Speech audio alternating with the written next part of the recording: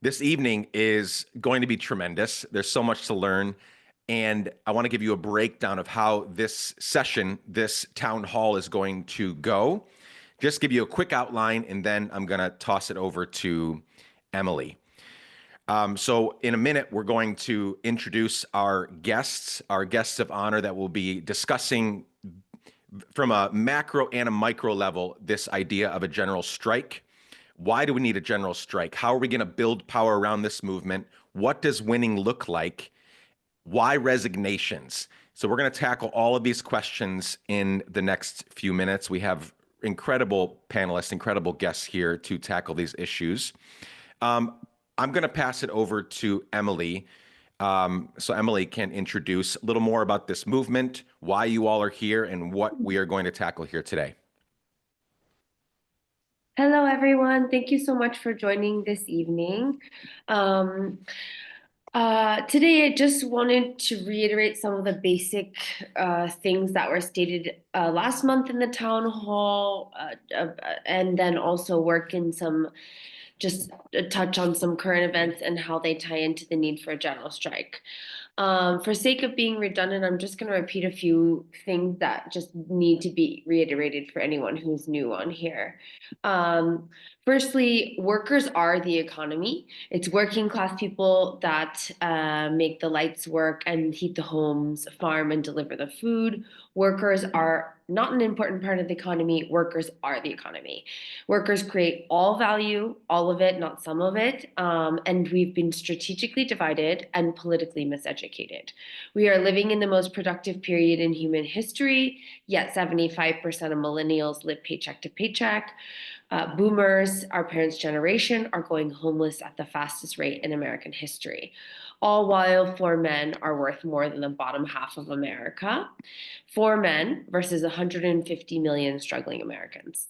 Our politicians have been wholeheartedly corrupted through lobbying by the same people that own the media, that own the fossil fuel companies, that are ramping up drilling while hurricanes are ruining millions of lives. Um, and change comes from leverage. The only leverage can force power to make changes that benefit the people. Because true change that benefits the people must come at a cost to the very top. It's a zero-sum game. The ruling class empire is in deep, deep trouble at home in America and away. In Manhattan, a lone wolf publicly executed a healthcare insurance CEO, and 41% of young voters that were polled find the killing of the United Healthcare CEO acceptable when called and asked on the phone by a stranger, which means that this number is actually much higher. The state that is now fully merged with private capital has charged that accused person with terrorism, which means that they're obviously very spooked. Um, and also, in the same time, Elon Musk, who's the world's richest man, pulls strings to scrap a deal with to keep the government from functioning over the holidays. In Syria, the only corridor left for the resistance supply chain gets overthrown by a sloppy rebranding of Al Qaeda and ISIS into a free market, peddling pro-West Zionist militia. So this never has the US-led empire shown its cards like this. The ruling class are desperate. They haven't been this desperate since the 1920s. And what does the ruling class of the West do when they're desperate? They start wars. Wars that they know they can't win. They don't care about winning because their sons don't go to fight. It's just working class people that die in these wars. All of this is connected. They want us desperate. The less opportunity we and our children have, the more attractive joining the army becomes. They want us hungry and uneducated, feeling hopeless to go die for their profits in far off lands. The conditions for an organized and steadfast general strike have never been more pronounced. A general strike is inevitable because the material conditions will continue to deteriorate while corporations are in bed with the state. 2023 was a record year for both unions and strikes, and we're so proud to have Chris Smalls with us here. I suggest, if you haven't seen it already, everyone go to watch the film Union, which I saw was actually just on the short list for an Academy Award. Woo! Wow. Um, The unions with the infrastructure in the United States already exist. They will strike. The will to strike already exists. It's here. We've seen it. The rail workers, the longshoremen, UAW, Boeing, and even Hollywood, SAG-AFTRA, and the writers, 500,000 people went on strike in last year alone. So if the 10 biggest unions in America got together to strike for a week, we could get whoever we wanted to resign. The General Strike for Resignation's goal is to create a vehicle to deliver a political missile, to disrupt status quo by mobilizing the workers behind a bigger goal than just better salaries. We are looking for accomplices to help us achieve this goal. What we have an obligation to do is to push the people to connect the dots, to position ourselves to be able to catalyze the already existing infrastructure of the unions and student bodies and organized class struggle into an overarching political missile. This is General Strike for Resignations. Thank you. Amazing. Thank you so much, Emily. We could go home right now. That was incredible. We won't. We've got a lot to talk about, but that was a really great overview. Friends, the bottom line is we've got work to do. President Biden still hasn't pardoned Steve Donziger. We've got work to do. Elon Musk's wealth has risen by $170 billion since Trump's since he won the election after donating $277 million to the election. In a month, his wealth has risen by 170 billion. It seems like a great ROI. Luigi Mangione was just perp walked alongside the corrupt NYPD. All the while, actual terrorists like Joe Biden and Bibi Netanyahu roam free every single day. We, for the reasons that Emily mentioned, for the reasons I just mentioned, and for the reasons that we're going to discuss today, we have so much work to do. I wish I'm seeing 40 people on the call, which I'm so incredibly grateful that you're here on a Thursday night. But for the next one, we need to have 400 people on this call because we've got so much work to do. So I hope that this movement just continues to grow. What I'm going to do now is I'm going to introduce our guests of honor, those that are going to teach us, those that are going to stimulate our minds and our hearts here this evening. So I'm going to introduce to you one at a time, Chris Smalls, Yvette Baker, and Rathbone. I'm going to let them introduce themselves here for a couple of minutes each. Friends, introduce yourselves. Tell us why you're here. If you can, I know you all could do that for an hour, and I want to hear you do that for an hour, but let's try to do 2 or 3 minutes each before we get to the discussion part of our time together. So Chris, why don't you go first? Give us a little bio and why you're here. Yeah, absolutely. Thank you, brother. What's going on, people? What's going on, everybody? I see that the numbers have increased since the last town hall. So once again, thank you all for taking the time to join us here, like Nick said, on a Thursday, where you could be anywhere else, maybe an Amazon picket line as well. But we'll talk about all of that. But for those who don't know, my name is Chris Smalls, the founder of the Amazon Labor Union, the first union in American history that is now currently on strike, demanding to have our first contract for Amazon to negotiate. As the Teamsters have joined behind us, thrown their support and weight. Also, I'm the founder of the TCOEW, a nonprofit organization that traveled across the country during the pandemic to protest in front of Jeff Bezos' mansion. Some of y'all may have been in attendance. Some of y'all may have been privy to that. But also, I'm just a fired Amazon worker, a working class citizen that just got fired during the pandemic 4 years ago, actually. And I'm here because, yes, a general strike is more overdue in this country. Um, we see what's going on with the government right now. We see what's going on with the war overseas. We see how the administration is coming in already. They're already ready to shut things down. We have to fight back. We have to band together, especially right now during these times. So thank you all for joining us. I'm looking forward to having a further discussion. Thank you, Chris. Thank you, Chris. Yvette, can you please introduce yourself and tell us why you're here? Sure thing, Nick. Thank you so much, everyone, for having me. Thank you for joining us here. I'm Yvette Baker. I'm a writer, educator, and total liberation activist. So my work is currently centered on empowering Black, Indigenous, and people of color in the animal protection movement, highlighting the intersection of human and beyond human oppression through an Afro-Indigenous, anti-capitalist, decolonial lens. I'm the Director of Activism and Community Impact at a Black-led animal rights organization called Apex Advocacy. And I guess I'm here because I believe in radical justice and the inalienable right of liberation for all of us. I know that we, the working class, carry the power, which is underestimated by the systems that seek to oppress us. But I believe that we do have the power to dismantle structures built on exploitation and rebuild something rooted in equity and care. And because a general strike will be a necessary tool to declare our collective agency.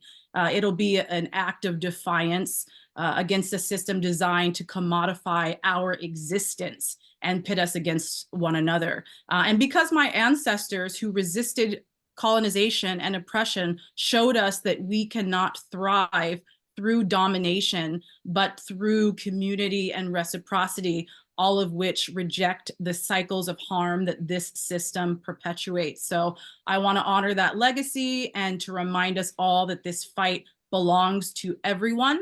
So I hope that my presence can help anyone find your place within this movement and within this ecosystem. Incredible. Thank you so much. So glad you're here. And I probably shouldn't do this here, but you and I need to connect more. I became vegan as a result of thinking about how collective liberation isn't just for human animals. It means collective liberation of everything, all the things. And so I think we have a thing or two to talk about. Not judging anyone here. That's not what I'm saying. Yvette and I are just going to have a talk later on about this. Incredible. Yes. Continue to put your questions, your thoughts in the chat so we can sort of compile those and use those throughout the conversation and during the Q&A. Rathbone, my friend, yes. Can you please give us a little bio and why you're here? Absolutely. Well, first of all, I want to say thank you. And I'm so grateful to be here to talk about something that I feel so passionate about. I've been advocating for a general strike for years. I've been trying so hard to get people to quit their jobs, given the conditions of our economy. And I've been following Chris Smalls and the Amazon Labor Union, and just one of I think a working class hero. And it's just I feel grateful to be here. But thank you, brother. I'm just a music teacher and a musician, and I just turned into a political satirist. And I think only within basically since COVID, I've became real class conscious and started making class conscious content. So it was music for some time. I was making political music, and then I switched and started just educating, just making videos, and that sort of took off. And yeah, why am I here? I mean, I just think we can get into this obviously, but I just feel very strongly about working class actions. I'm here to espouse working class values and principles. And I advocate for a general strike, and I would love to explain why that is over the course of this discussion. So thank you for having me. Amazing. We're so glad you're here. And we need to make a graphic later that says, I've been trying to get people to quit their jobs for years, Rathbone. I love that. Incredible. Okay, I would love to get into some discussion now. Attendees, I know you're all muted, but I want to ask you a question. I want you to put some of your thoughts in the chat if you'd like, and I'm going to ask that same question to Chris and Yvette and Rathbone. And the question is this: can you put into your own words what just happened with the recent election and really what it's always been this case, and especially the last few elections, but this one really showed us the absolute and utter failure of our two-party system and the need for a labor party in the US. So can you put in your words, and if you have any thoughts, in the comments? But I want to begin, Chris, with you, if you'd be willing, to sort of recap what just happened, the further failure of the two-party system and the need for that, like, we really need to make this happen, y'all. Like the need for a labor party in the US. Yeah, absolutely. Great question. I can curse, right? Good. Go for it. Yeah, it was a shit show. We witnessed a shit show right in front of us. We witnessed the Democrats play right in our face, as they say. They played in our faces. Number one, Kamala was never going to lead us to our salvation. That was not when they say that we're in a democracy, you know, and then they appoint the person to run for office, that took away all our rights right there. That says it all. Not only that, they had billionaires like Oprah, you know, telling working class people that the country's full of joy right now. Meanwhile, our tax dollars are funding a genocide. Um, they had union folks standing behind these billionaires, showing up to these the DNC conventions. Union leaders, unfortunately, biting the bait of the Democratic Party, who has done nothing for labor. And I reiterate that they claim to be the most pro-labor union administration in history. Let me tell you what they've done in the last 2 years. They broke the railroad strike using a law from 1945. Just last year on railroad strikers over sick days. The NLRB is $20 million in debt. The NLRB is understaffed. I have 175 plus UOPs against Amazon. That's separate cases against Amazon. I have workers that have been fired for 4 years, including myself, going on 5 years, that we can't even get our jobs back because the Amazon continues to appeal and appeal and appeal this system. The Democrats have 2,000 plus lobbyists for Amazon. The same day I left the White House and shook Joe Biden's hand 2 years ago, the same day Joe Biden gave Jeff Bezos $10 billion to fly to space on his penis rocket. So when we say that the Democrats are disconnected from the working class, it's right in front of our faces. Literally right in front of our faces. They do not represent the working class. They damn sure do not represent workers. And the corporate lobbyists continue to run the White House. I can tell you because once again, I met these people face to face. This isn't something that you're getting from third party or the legacy media. I was at the White House. I sat in the Oval Office with the president, with Joe Biden on my left and Kamala Harris right in front of me, and the Secretary of Labor right there on the side of the table. And I sat with these people all day. And when I left the White House that day, I already knew that this administration was not going to be the ones to save us.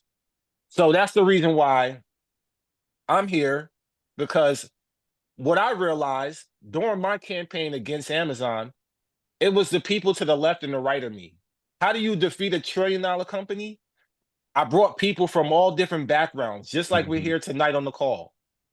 The movement started with just a small group of people that said enough is enough, that came from all different backgrounds, all different cultures, had all different political ideologies, but the class consciousness of bringing us together over higher wages, job security, health and safety, these things brought us together. No matter what side of the aisle you're on, as a worker, we all deserve better pay and a better quality of life.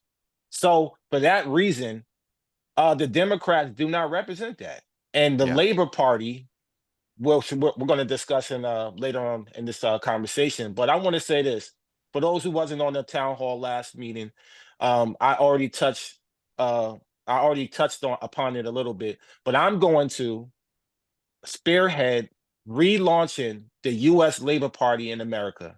That is an entity that dissolved in the 1970s because the Democrats and Republicans caused a lot of infighting and also crushed the opposition, just like we saw with the Green Party and the third parties that we saw during this year's election.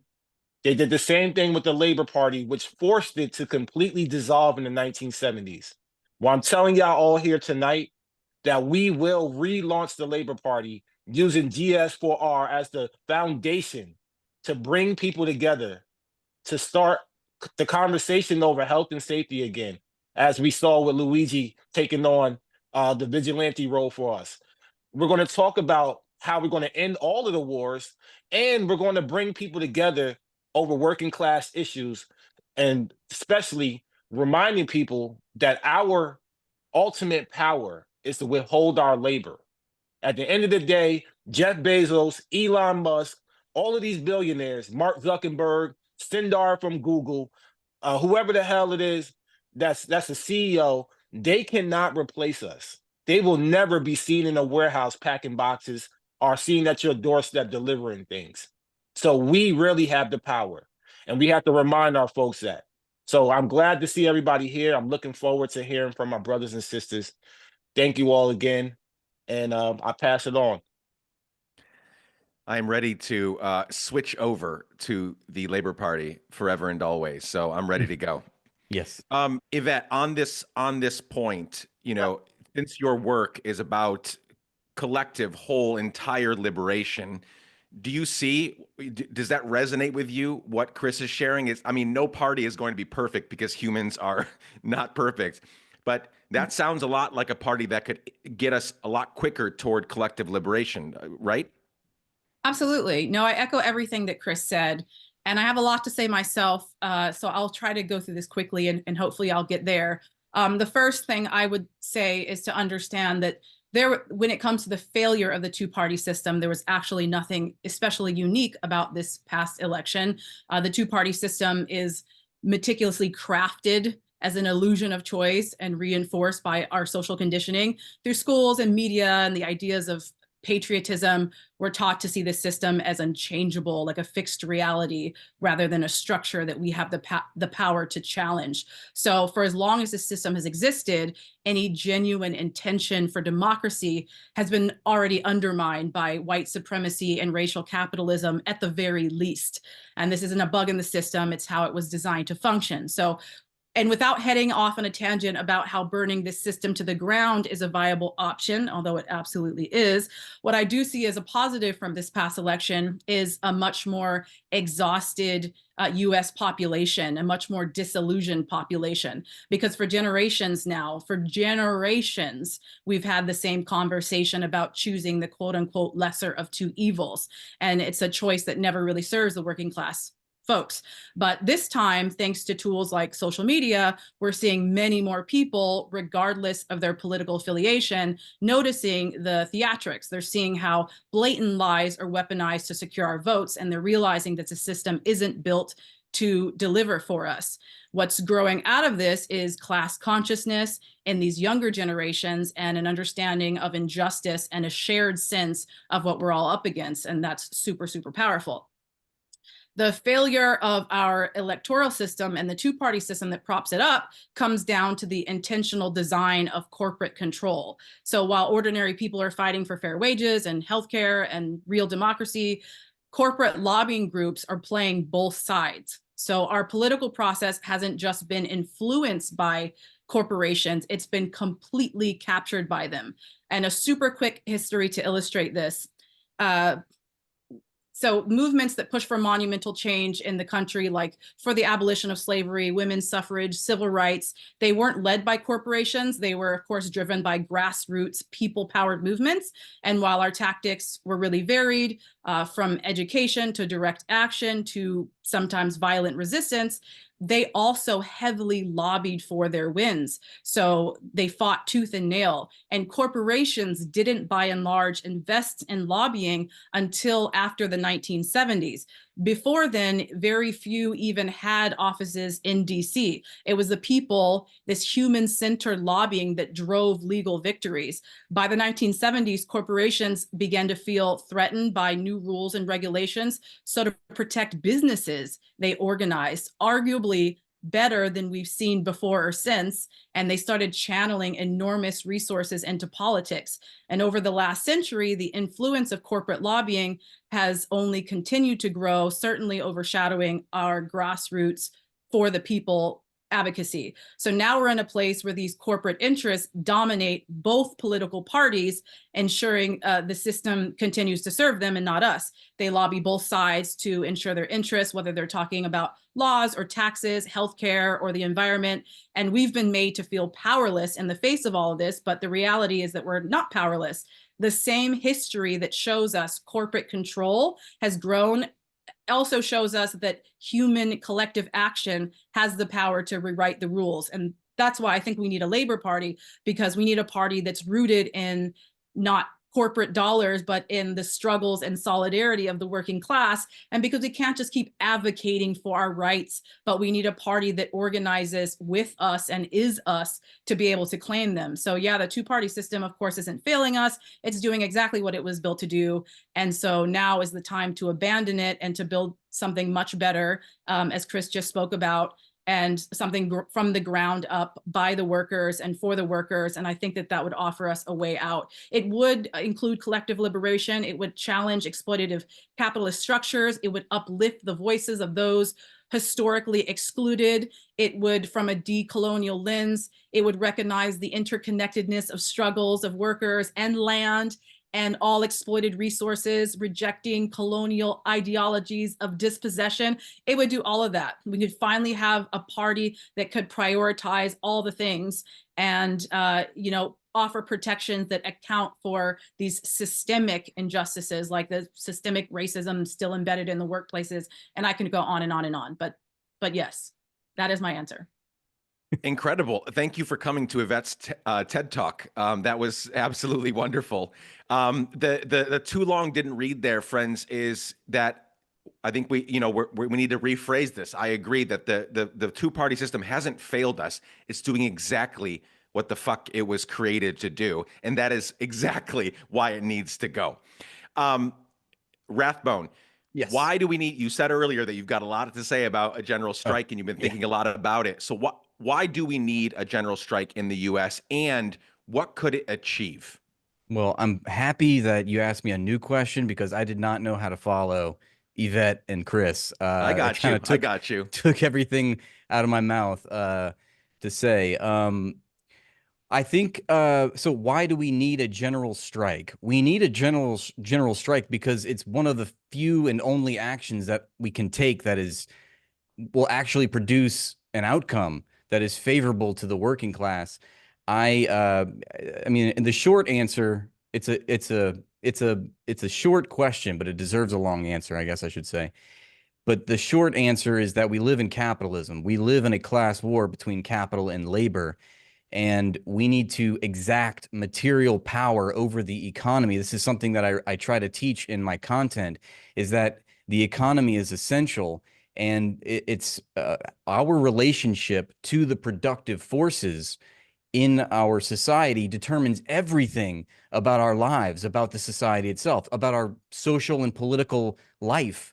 It determines what is considered common sense in our society. So in a capitalist economy, the common sense is all the ideas of that promote capitalism, let's say.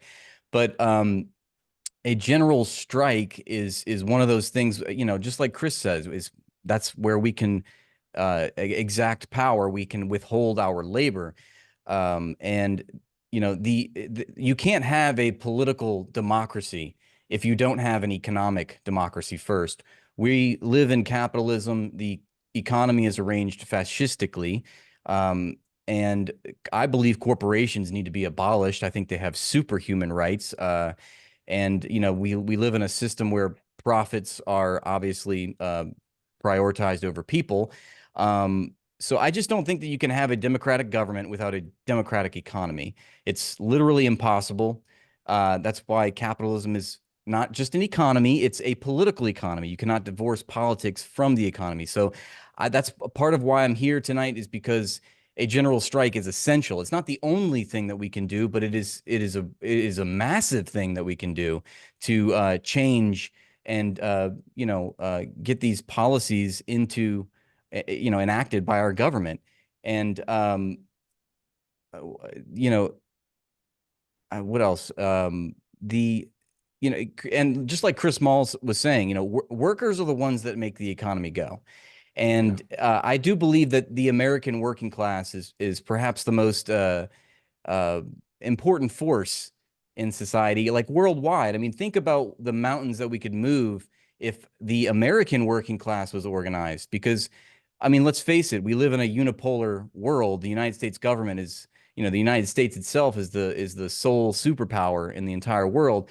And if we could control the levers of government as a working class, we could stop the genocide in Gaza, we could, just transform the economy. I know I'm giving a broad answer here, but I just think it's absolutely essential. And I try to get into people's heads that it's the economy, silly. Okay. It all stems from the economy. And, you asked about the failures of the two-party system. And, right away I was thinking, of course, like it's a smashing success for the people that it was designed to work for. It's just not designed to work for us. And the only way for us to take that power back is by exacting material power over the economy. So that's the short answer that I can give. Yeah, it's great. A lot of wisdom there.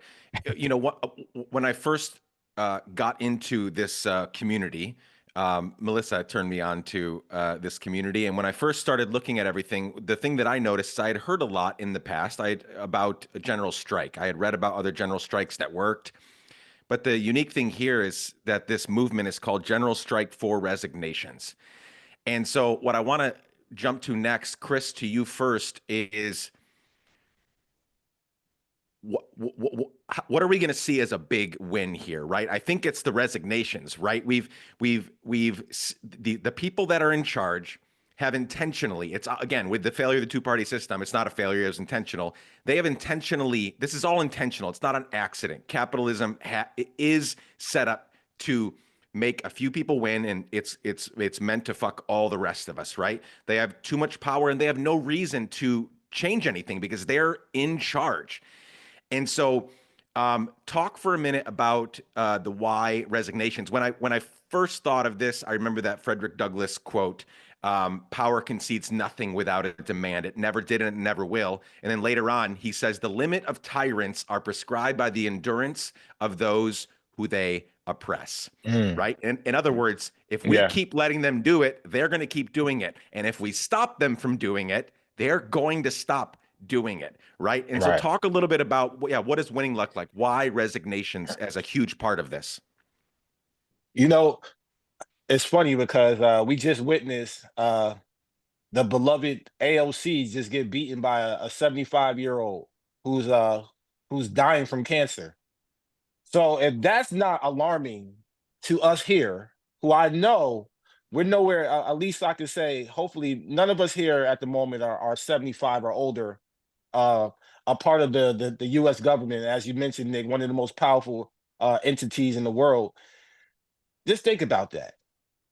We have Mitch McConnell, we have Nancy Pelosi, we have our old ass President Joe Biden, who's falling asleep at conferences all in Africa. We have forget it, Lindsey Graham, who y'all saw me serve up when I went to Congress.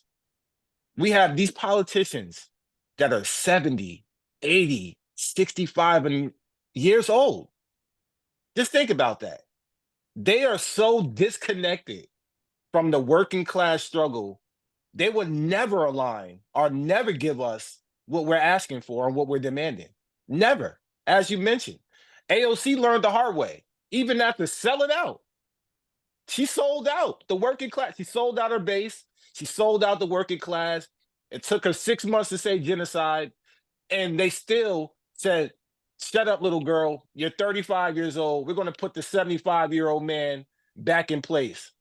And that's the disrespect that they have for the younger generation, for our generation to come, the future generation, for our children, and for the working class entirely. They do not care as long as the gatekeepers that have been in power for decades before I was even born.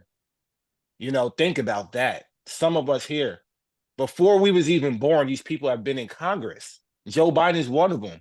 This man created the crime bill that affected my father. My father is still incarcerated. He's been incarcerated since 1988. So just think about the system that is designed to divide people, to oppress people, and once again, not designed to allow us to do what we're doing here. We're taking the means of our production and putting it back in the workers' hands. And the way we do that is, once again, bringing people with all different backgrounds together over these class issues. The Labor Party let me tell y'all real quick. Other countries in the world, powerful countries in the world, they have labor parties, they have socialist parties, they have communist parties. Believe it or not, communist actually is successful. It's actually a good thing. But here in America, you know, they they say that we're essential, like Rabon said, we're essential to the economy because they call us essential workers. But the definition of essential is necessity, meaning that they need us. If we don't go to work during the pandemic, the world stops, the US economy stops. But soon as they created a vaccine, the first thing they did was put people back to work. Why is that? To keep us distracted with our everyday lives, to keep us back in the struggle. We're now back to working 2 to 3 jobs to make ends meet. And now the waves of protests that happened over George Floyd, over the pandemic and health and safety, we saw how they went from the peak to now everybody's back to work, everybody's back to being divided. And that's exactly what the capitalistic system wants us to be. We have to bring everybody back together. And I think one gateway that's going to do that is my man Luigi, who's here in New York City. Luigi has done something that sparked a conversation on all types of the aisles, all sides of the aisle. And we have to capitalize on this moment. He's never going to see the light of day again. We all know that. They're gonna demonize him. They're gonna label him as a terrorist. The system is going to be the system. But what we can do on the outside matters. And right now, these moments, we cannot let them pass. GS4R, once again, is going to be the foundation to raise voices of the unheard and the ones who are afraid to say, no, you have a home now. You have a safe space and you have a community that is going to continue to expand. And I'm going to drop one last gateway. Next town hall, we're going to have the infamous Abby Martin on, and she's also going to help contribute to this movement as well. So don't go anywhere, folks. Tell people, tell a friend to tell a friend to come on to these town halls and voice your concerns and your opinions. We want to hear from you. We want to learn from one another, and we want to make sure that we build this movement out. Incredible. We're going to take a quick break from the conversation piece. I'm going to hand it back over to Emily for a few minutes of just updates and plans and things that you're going to want to know about. So pay attention. And then Emily will hand it back to me and we'll go into some questions and answers here. Some that you have given us, please. If you have more, keep dropping them in the comments. Emily, thank you. Oh, hey everyone. I was just responding to someone in the chat. So let me go to my little outline here. Someone actually just asked about mutual aid. I'm not going to take up a lot of time, but we are setting up something on our website with the help of an already existing platform where you can go into the web. Well, you'll be able to go into the website and by zip code find mutual aid assistance within your location.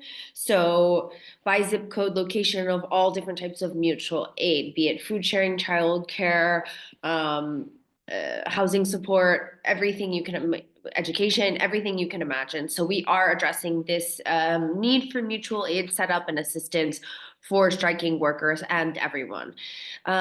So one of our key things that Chris said, that we're following up general strike for resignations with several key things. We're going to continue to do these town halls. Our next town hall is January 9th with Abby Martin. I don't know if you guys know who she is, but she also runs an amazing podcast called Empire Files. She'll be in conversation with Chris about why we need a general strike, why resignations, and many other topics. So if you guys can join in, we'd love to have you there, and we'd love for you to bring a friend. We will be organizing, we are organizing right now, a 10-city labor teach-in tour with Chris. One of our main goals of doing this town hall is actually to get the attendees' feedback, to get your feedback of where we need to bring this labor teach-in tour, which cities we need to bring this labor teach-in tour to, and who has communities there that we can communicate with, collaborate with and plug into. So if you have not already filled out the document to connect with us, which is very brief, it only takes 2 seconds, just your name and email and where you're located, we will send you a follow-up email to see if we could connect to bring the 10 City Labor Teach-In Tour and Chris to your city. We're going to culminate this Labor Teach-In Tour with a conference. Excuse me 1 second. Stop. We're going to culminate this Labor Teach-In Tour with a conference in 2025 around the Q3. We were looking at May 1st, International Workers' Day, but it might end up being a little bit after that. So hopefully this 10 City Labor Teach-In Tour ends in a conference where we put together the outcomes we'd like to achieve from our general strike. People are asking us these type of questions outside of what are we looking for other than resignations. And we cannot state yet what we want until we have a large enough group of people coming together from all the different areas that we're trying, or from different places that we're trying to connect to put these outcomes together as a group in solidarity. And then the last thing is the development of the Labor Party in the US. So we'd like to get connected with more people who would like to be involved with helping to develop the labor policy, the policies, the oversight, the different things that we need, the administrative tasks. If you feel called that this is something you're really looking for, we need you. We need everyone and all hands on board who are wanting to make a labor party in the United States accessible and a viable option, because it's going to take millions of us. And then the last thing is our first national general strike, the call for a general strike. Someone also in the chat is asking, when is that going to be? We don't know. We are aware of the unions and Sean Fain from UAW saying they're calling for it in 2028. We're hoping to build momentum before 2028. We are hoping to build momentum to call for a national general strike, even if it's with 1 or 2 or 3 unions united.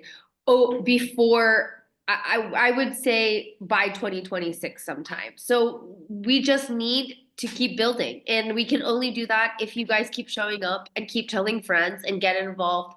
Sign our document if you haven't signed it yet, the intake form, and help us bring the 10 City Labor Teach-In Tour. We're only going to, get people coming together to make the general strike a reality if we're there in front of their face in person, if Chris is there, and if we're, really rallying people to come together. So we gotta do this. We need your help. Thank you, Nick. Amazing. Yeah, just a reminder, friends, that movement building takes a lot of work and a lot of time. Like, I want this to happen tomorrow. I know you do too. Chris, with your energy, I imagine you want it to happen yesterday. But the reality is that, like, I love this. I love these steps where it's like, we're going to do this 10 city teach-in. We're going to, then the conference, then the development of the Labor Party.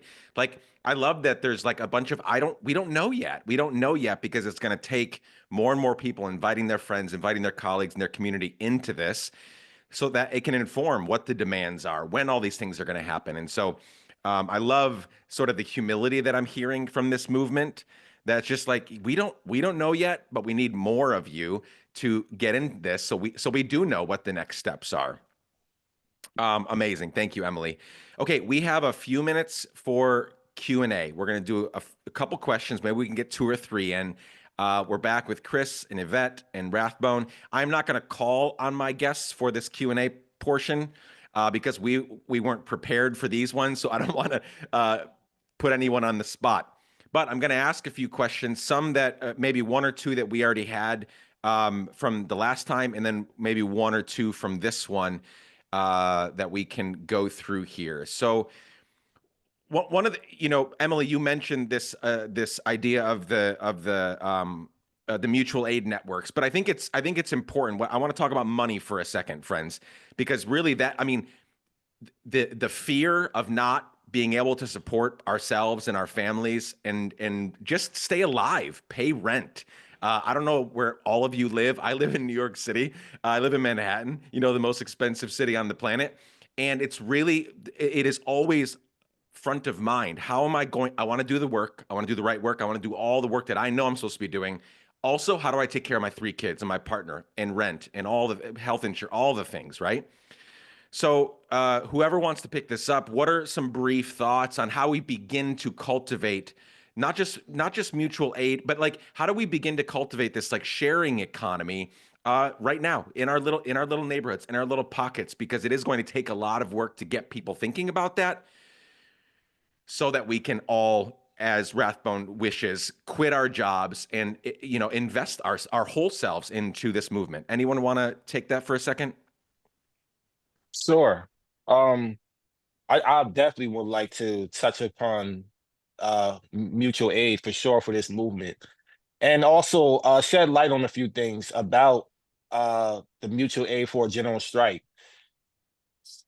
So where do I begin? Let me start with this.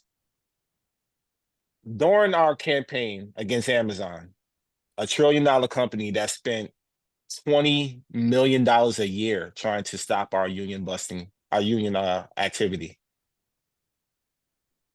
We beat Amazon with less than $100,000.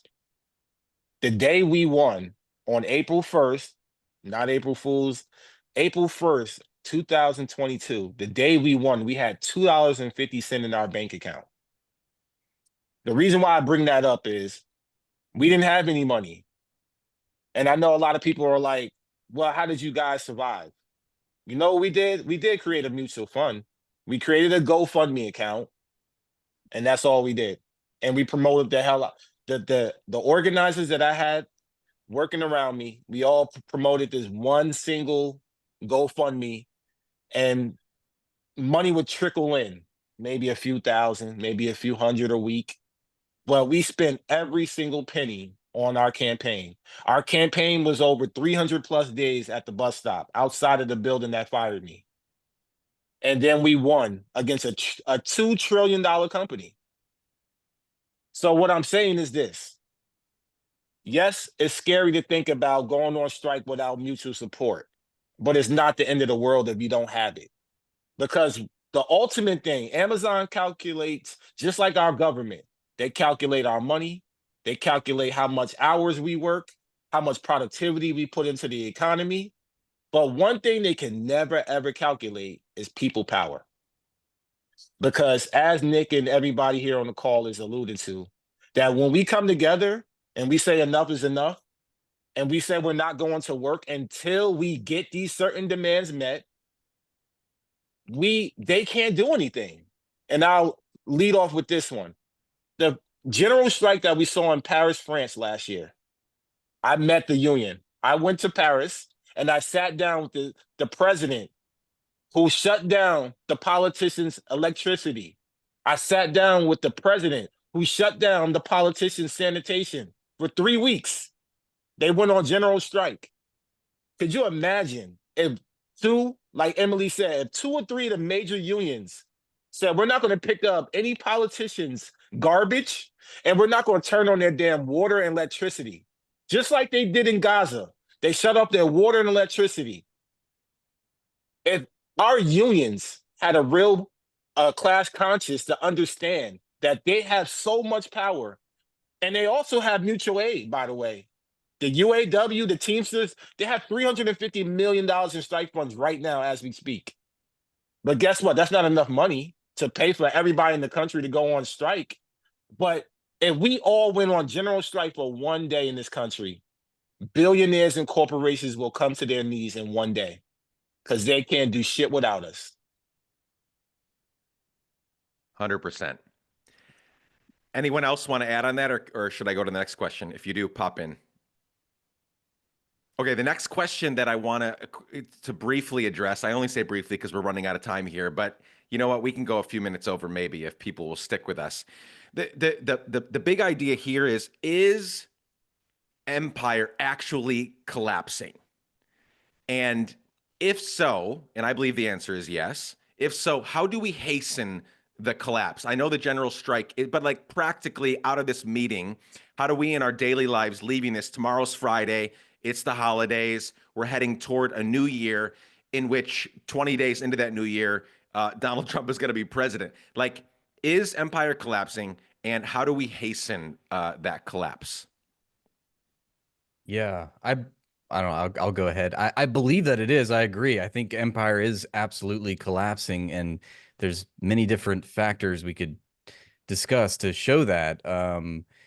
But I always say that there's every successful social movement in history has had three aspects: agitate, educate, organize. And, you know, I don't know what, speaking to the last question, like, I don't know what people's individual capacities are. You know, everybody's got a different ability, a skill set, a talent, you know, a circumstance, a social condition to contend with what we're up against. But I think at the very least we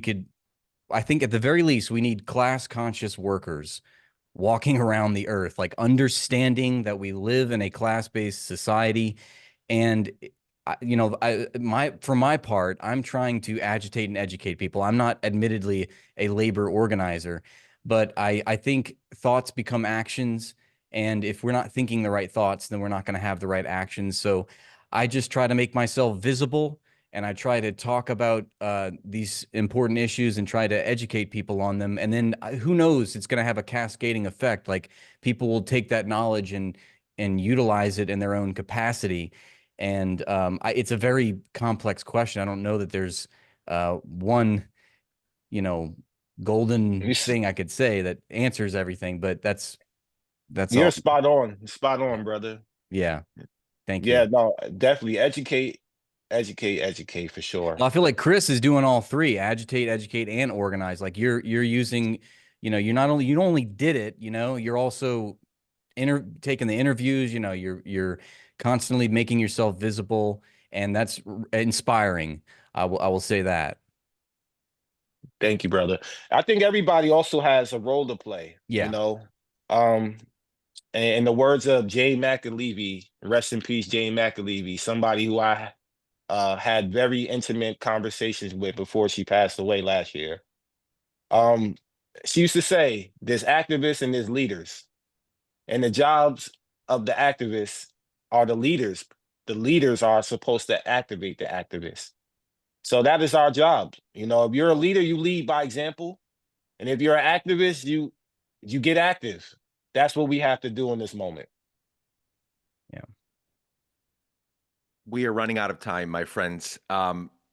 Yvette, I don't want to put you on the spot. Do you have any words to sort of wrap up our not only conversation but our Q&A time before I wrap up our time here together?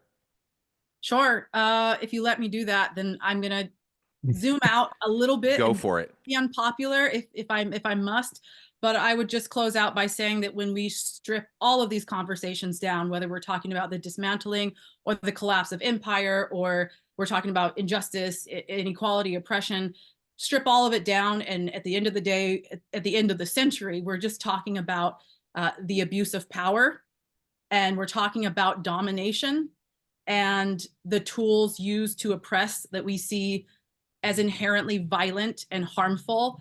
I would have us ask always, are they the tools that we're actually willingly supporting or ignoring that we're using when it comes to other marginalized groups that are othered? So we should always internalize that the exploitation of anyone undermines our own fight for liberation. I don't know if empire is falling apart. I believe so. I hope so. But also just know that even though that seems like a really big task or a big ask, we do have to practice locally, mutual aid, all of it. You have to strike in your own little bubbles, in your own world. I created a strike at every single little job that I've had, except for the current one. That's great. But every job I'm, getting my notebook and asking my colleagues to sign, and this is bullshit. We should have free meals here. And I'm creating wins like that. And then that's just normalizing that kind of culture. So I would just say, just internalize that we need to fight locally, stick together, and definitely question ourselves if we're replicating these harmful systems elsewhere. Absolutely. I'm going to do a couple wrap up things. Melissa, Emily, anyone else on the team, interrupt me if you have anything to add. I just want to make sure we're going to put that link. Someone just put the link tree link in the. You'll find a lot of stuff there. Fill out that form so that you can hear from the team about all the upcoming things. You don't want to miss anything. Also, follow General Strike for Resignation. It should have 1 million followers by now because of how important this movement is. But Yep. it doesn't have 1 million. So follow on Instagram, TikTok, on X. I mean on Twitter. Fuck X. On Twitter. But follow it wherever you can, and spread the good news. Invite people. I think a lot of us here know that movement building is really hard. I'm 7 years into building my thing, Let's Give a Damn, which is very aligned with this. It takes people all over the place sharing your stuff, inviting people to things. Hey, follow this. There's all these little things we can do. There's little things that we can ask people to do that are 3 seconds of their time, but it means a lot to the people that are building. So unless I get any interruptions from the team, thank you, Yvette, for being here. Thank you, Rathbone, for being here. Thank you, Chris, for being here. And thank you, everyone, for being here. What did we end up with? I think at the height of it, we had 45, 46 in the room. That's incredible. Again, January 9 with Abby Martin. Let's get 450. We'll 10x this. And again, thank you so much for being here. And this town hall will be shared, correct? It was recorded. It'll be shared later on. Am I correct, team? Amazing. That's correct. So again, sign up so you can get in on that and you can replay all this goodness from our guests. Okay, friends, have a wonderful evening. Thanks for joining us. See you all times 10 on January 9. Peace. Thank you.